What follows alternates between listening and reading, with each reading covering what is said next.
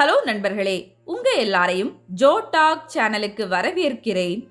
பாரதத்தின் பெருங்கதை என்று அழைக்கப்படும் நம்முள் பலரும் விரும்பும் ஒரு இதிகாசமான மகாபாரத கதையின் முடிவாய் நாம் கேட்டதும் ஊடகத் தொடர்களில் கண்டதும் ஒன்று குருட்சேத்திர போரின் வெற்றி வரை இருக்கலாம், அல்லது இன்னும் சற்று அதிகமாய் மேருமலை சென்று வரிசையாய் விழுந்து இறந்த பாண்டவர்களின் இறப்போடு மட்டும் இருக்கலாம். அதற்கு பின் பாண்டவர்களுக்கு என்ன ஆனது? இறந்த பாண்டவர்கள் சொர்க்கம் சென்றார்களா? இறந்த துரியோதனனுக்கும் மற்ற கௌரவர்களுக்கும் என்ன ஆனது? காவியத்திற்கென பூமியில் பிறந்த அந்த அவதார புருஷர்களின் நிலை என்ன என்பது குறித்தெல்லாம் நாம் விவரமாய் அறிந்தது குறைவே. ஆனால் இவை அனைத்துமே மகாபாரத காவியத்தின் ஸ்வர்காரோகணிக பர்வத்தில் விவரமாய் கூறப்பட்டுள்ளது. அது குறித்தான முழு கதையை நாம இன்னைக்கு இந்த பதிவில் கேட்கலாம். வாங்க வீடியோக்குள்ள போகலாம். பாண்டவர்கள் தங்கள் ராஜ்யத்தை பாரதத்தின் எல்லா பக்கங்களிலும் விரிவுபடுத்திய பின் தங்கள் இறுதி காலம் நெருங்கியதை அறிந்து வடக்கே மேருமலையின் உச்சியில் இருந்து சொர்க்கத்திற்கு மேல் நோக்கி பயணிப்பது என திட்டமிட்டு பயணித்தனர்.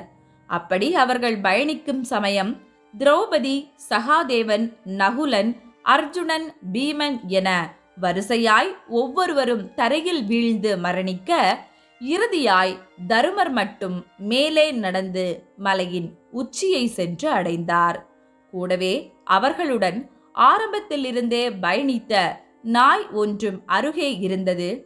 அப்போது தேவர்களின் தலைவரான இந்திரன் அந்த மலை உச்சியிலே தன்னுடைய விமானத்திலே வந்து இறங்கி தருமரிடம், வாரும் தருமரே, நாம் சொர்க்கம் செல்லலாம் என்றார். அதற்கு அவரோ, வழியில் வீழ்ந்து மடிந்த தன் சகோதரர்களுக்கும் மனைவிக்கும் என்ன ஆகியது என்று தெரியாதவரை நான் சொர்க்கலோகம் வரமாட்டேன் என்றார்.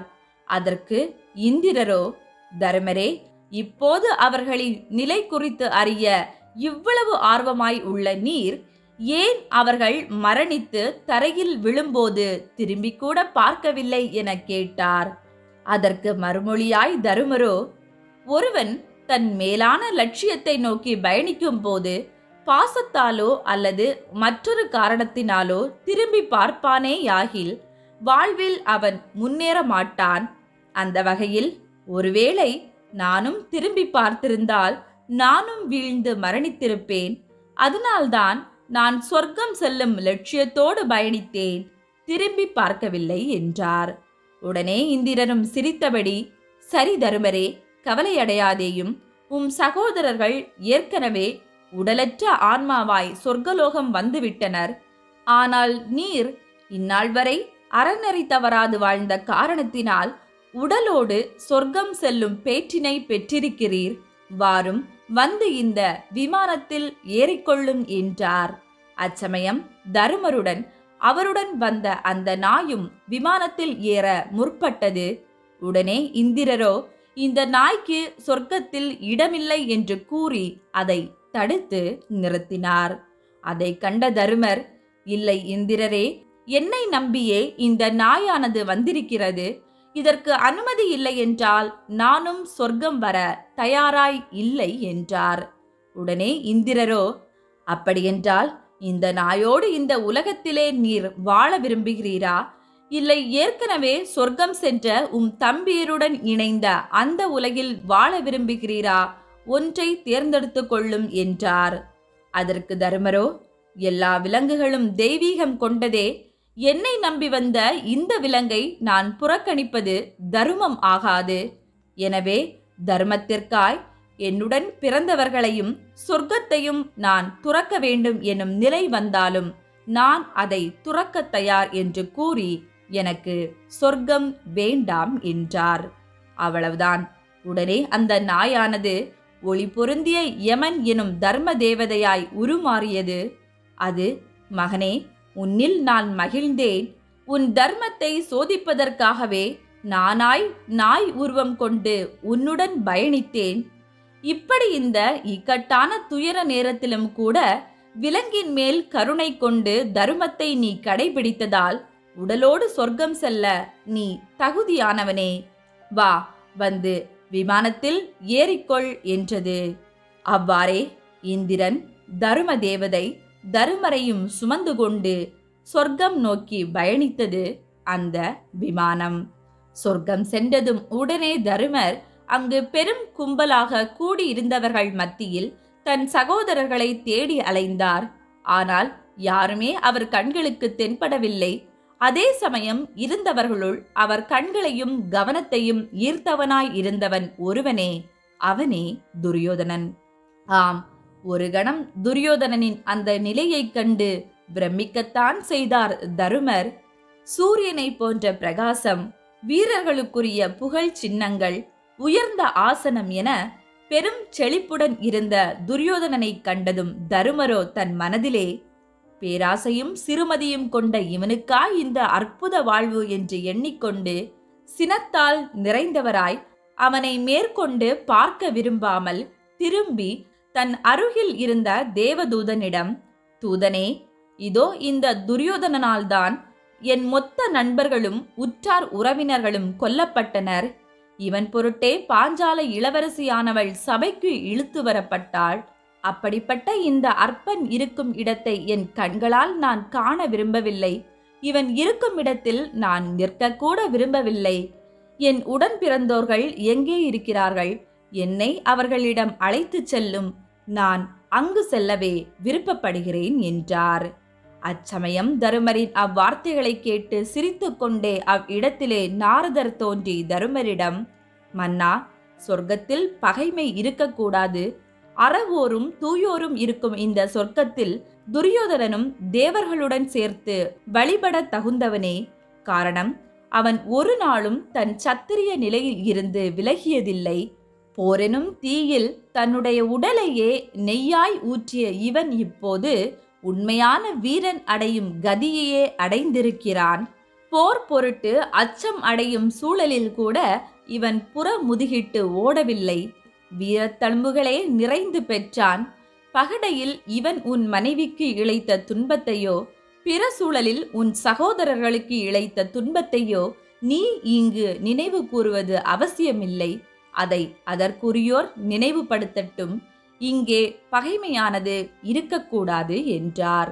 ஆனால் அதையெல்லாம் கேட்டும் தருமரோ, அறமற்றவனும் பாவம் நிறைந்தவனும் இழிந்தவனும் உலகில் இருந்த மொத்த குதிரைகளையும் யானைகளையும் அழித்தவனுமாகிய இவனுக்கே வீரர்களுக்கு ஒதுக்கப்படும் இந்த நித்திய உலகம் என்றால், உயர்ந்த நோன்பும் பேச்சில் வாய்மையும் செயலில் துணிவும் கொண்ட என் சகோதரர்களும், கலங்கடிக்கப்பட முடியாத கர்ணரும், சத்திரியவாதியான பாஞ்சால இளவரசர்களும், தடுக்கப்பட முடியாத அபிமன்யுவும் எங்கே போனார்கள்? புலிகளின் ஆற்றல் கொண்ட ராதையின் மகன் எங்கே? எனக்காக போரில் அடைந்த என் வீரர்கள் ஒருவர் கூட இங்கு இல்லையே. அந்த பெரும் வீரர்களெல்லாம் எங்கே போனார்கள்? எப்போதும் அறம் ஒழுகி நிற்கும் என் மனைவி திரௌபதி எங்கே? நாரதரே, நான் இங்கே இருக்க விரும்பவில்லை. என்னவர்கள் எல்லாரும் எவ்விடத்தில் இருக்கிறார்களோ அதுவே எனக்கு சொர்க்கமாகும். ஆகவே தேவதூதரே, அவர்கள் இருக்கும் இடத்திற்கு என்னையும் அழைத்துச் செல்லும். உம்மை நான் பணிந்து கேட்கிறேன் என்றார். அவ்வாறே அந்த தேவதூதனானவன் நாரதரின் கட்டளையை ஏற்று தருமர் விரும்பிய இடத்திற்கு அவரை அழைத்துச் சென்றார்.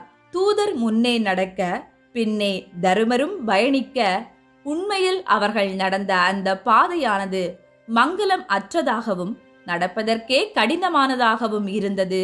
இருளில் மூழ்கியிருந்த அது மயிர் மற்றும் பாசிகளால் நிறைந்த புல்வெளி போல் இருந்தது. துர்நாற்றத்தால் மாசடைந்து குருதி சேருடனும் காட்டு ஈக்களும் கொசுவும் நிறைந்ததாகவும் இருந்தது. அழுகிய சடலங்கள் சிதறி கிடக்க, இரும்பு அலகுகள் கொண்ட காக்கைகளும் கூரிய வாய்களை கொண்ட கழுகுகளும் அதை மொய்த்தன. மேலும் கூறுகூறாய் வெட்டப்பட்ட மனித சடலங்கள் அங்கே விரவியும் கிடந்தன. பார்ப்பதற்கே அவ்விடம் பயங்கரமானதாக இருந்தது. அதையெல்லாம் கண்டு தருமரும் தன் மனதிலே பல்வேறு எண்ணம் கொண்டவராய் தொடர்ந்து பயணித்துக் கொண்டே இருந்தார். மேலும் ஒரு இடத்தில் கொதிக்கும் நீர் நிறைந்த கடப்பதற்கு அரிய ஆறு ஒன்றும் கத்திகளையே இலைகளாக கொண்ட மரங்கள் நிறைந்த காடு ஒன்றும், அதன் நடுவே கொதிக்கும் எண்ணெய் குடங்களும் கொப்பரைகளும், கூடவே அங்கே பாவிகளுக்கு அளிக்கப்படும் சித்திரவதைகளையும் கண்டார் தருமர். கண்டதும் வேதனையுற்ற அவர் தன் தூதனிடம், தேவதூதனே, நாம் இன்னும் இப்பாதையில் எவ்வளவு தூரம் பயணிக்க வேண்டும்? என்னுடன் பிறந்தவர்கள் எங்கே இருக்கிறார்கள்? தேவையின்றி நீர் ஏன் இந்த பாதையில் என்னை அழைத்துச் செல்கிறீர் என கேட்டார். உடனே அந்த தூதன் தன் நடையை நிறுத்தி, நில்லும் தருமரே, நடந்தது போதும்.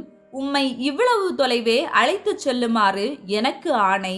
உமக்கு களைப்பாய் இருந்தால் தாம் என்னுடன் திரும்பி வரலாம், இல்லையேல் தாம் இங்கேயே தங்கி இருக்கலாம்.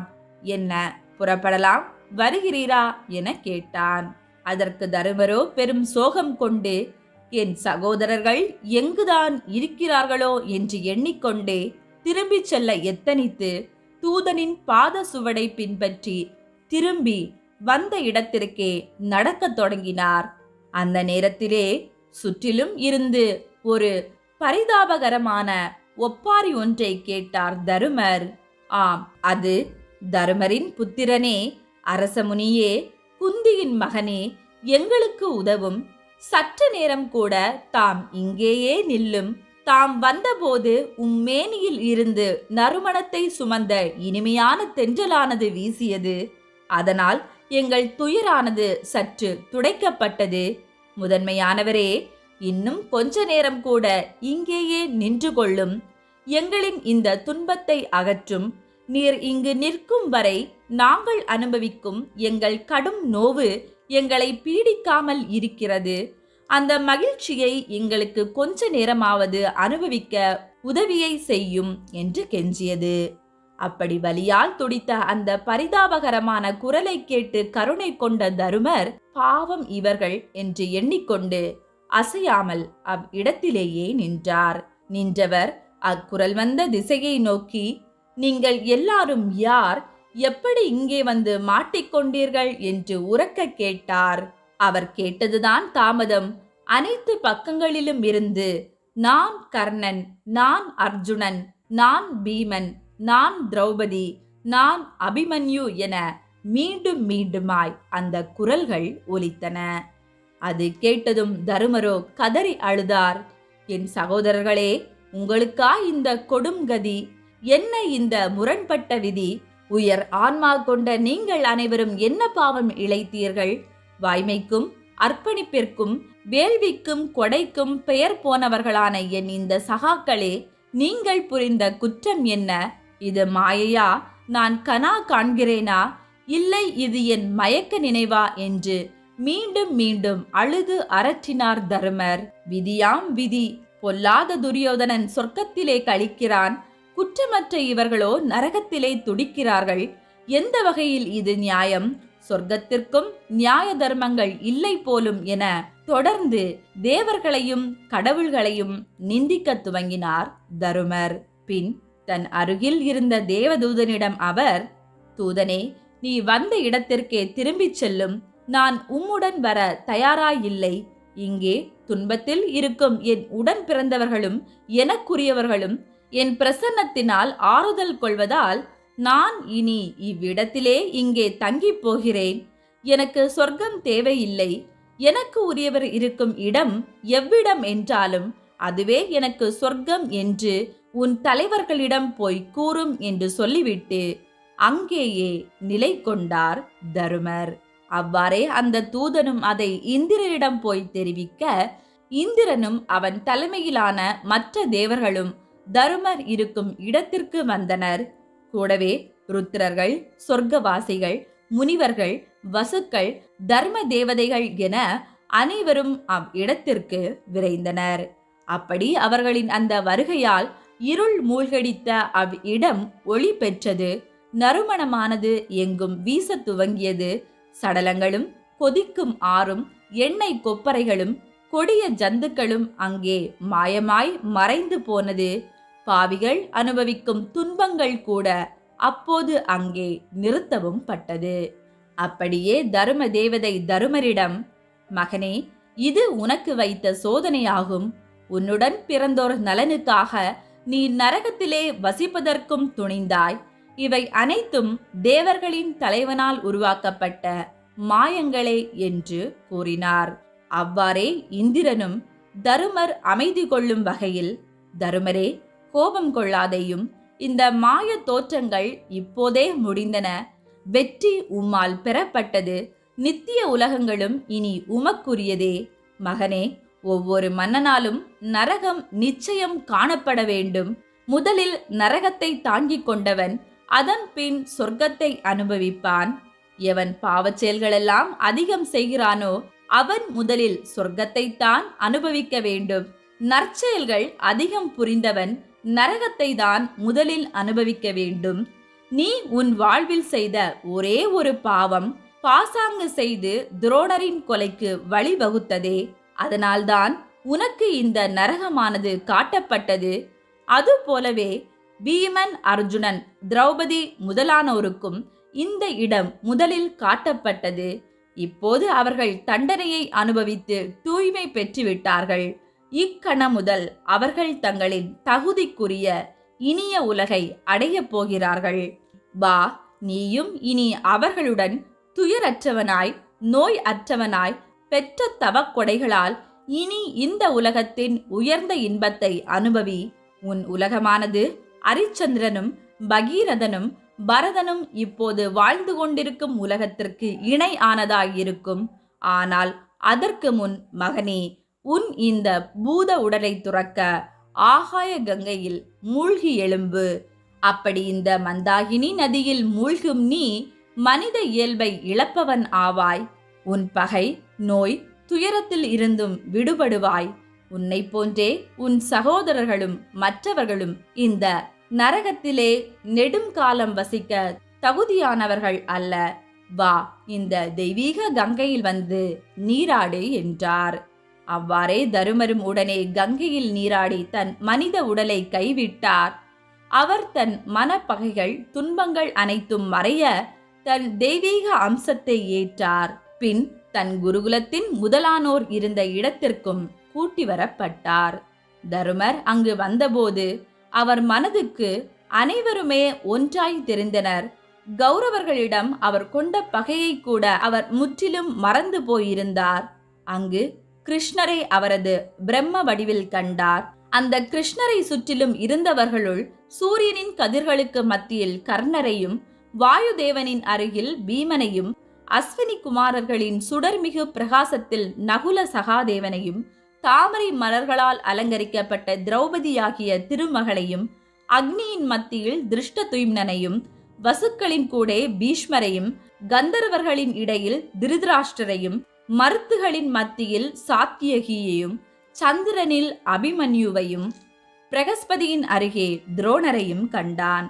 கூடவே அவனுடன் இணைந்து போரிட்ட மற்ற பிற வீரர்களையும், தேரோட்டிகளையும், யக்ஷகர்களாகவும் புனிதர்களாகவும் தேவர்களாகவும் அங்கே நடமாடுவதை கண்டான். இங்ஙனம் அனைத்தும் நிறைவேறவே அனைவரும் தம் தம் அவதார நிலைக்குள் முக்தியடைய துவங்கினர். முதலில் கிருஷ்ணர் நாராயணருக்குள்ளும், பலராமர் ஆதிசேஷனுக்குள்ளும் நுழைந்தனர். பீஷ்மர் வசுக்களின் நிலையை அடைந்தார். திருதராஷ்டிரர் குபேர உலகத்தை அடைந்தார். காந்தாரியும் அவ்வாறே திருதராஷ்டிரர் உடன் சென்றாள். பாண்டு தன் இரு மனைவியருடன் இந்திரலோகத்தை சென்றடைந்தார். விராடன், துருபதன், திருஷ்டகேது, சாம்பன், பூரிஸ்வரஸ், கம்சன், உக்கிரசேனன், உத்திரன் முதலானோர் தேவர்களிடத்து நுழைந்தனர். கிருதவர்மன் மருத்துகளுக்குள் நுழைந்தார். பிரத்யும்னன் சரந்த குமாரர்களுக்குள் நுழைந்தார். அபிமன்யுவோ சந்திரனுக்குள் நுழைந்தான். கர்ணன் சூரியனுக்குள்ளும், சகுனி துவாரனுக்குள்ளும், திருஷ்டதுயும்னன் அக்னி தேவனுக்குள்ளும் நுழைந்தனர். விதுரர் மற்றும் தருமர் இருவரும் தர்ம கடவுளுக்குள்ளும், கடோத்கஜன் யக்ஷர்களுக்குள்ளும் புகுந்தனர். அப்படியே திருதராஷ்டிரரின் மகன்களில் சிலர் இந்திரனின் வசிப்பிடமும், சிலர் வருணனின் வசிப்பிடமும், சிலர் குபேரரின் வசிப்பிடமும், சிலர் யட்ச ராட்சத நிலையையும் பெற்று அவரவர் தம் நிலைப்பாட்டை அடைந்தனர். இப்படியே கதை மாந்தர்கள் அனைவரும் தம் தம் அவதாரத்தினுள் நுழைய மகாபாரத கதை நிறைவடைந்ததாய் ஜனமேஜயர் வைசம்பாயனரிடம் கூறி முடித்தார். ஆம், உண்மையில் வியாசரின் மகாபாரத காவியமானது நேரடியாய் நம்மிடம் கூறும் கதை போல் எழுதப்படாமல் ஜனமேஜயன் எனும் குரு வம்ச மன்னன் பாம்பு வேள்வி ஒன்று நடத்தும் போது அவனிடம் வசம்பாயனார் எனும் முனிவர் ஒருவர் கூறும் கதை போன்றே காவியம் முழுதும் தொகுக்கப்பட்டுள்ளது. அப்படிப்பட்ட கதையாய் கூறப்படும் மகாபாரத காவியத்தின் இறுதி பருவமான ஸ்வர்க ரோகணிக பருவத்தில் கூறப்பட்டுள்ள இந்த நிகழ்வே மகாபாரத கதையின் முடிவு ஆகும். ஓகே நண்பர்களே, நாம இன்னைக்கு இந்த பகுதியில மகாபாரத கதை மாந்தர்கள் எப்படி தங்கள் அவதாரத்தினுள் நுழைந்தனர் என்பது பற்றியான மகாபாரத பகுதி ஒன்றினை விரிவா பார்த்தோம். இந்த வீடியோ உங்களுக்கு பிடிச்சிருந்தனா லைக் பண்ணுங்க, மறக்காம ஜோ டாக் சேனலுக்கு சப்ஸ்கிரைப் பண்ணுங்க. நன்றி.